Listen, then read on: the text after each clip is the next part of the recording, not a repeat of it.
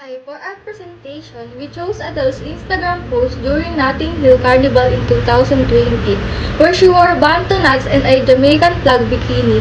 This was criticized as cultural appropriation.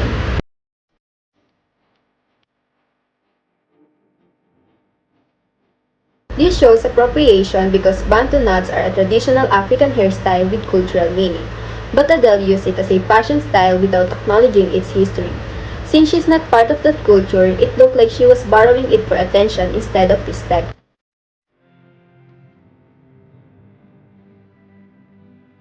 To improve this and show cultural appreciation, Adele could have supported black artists or collaborated with Jamaican performers during the carnival instead of wearing their cultural symbols as a costume.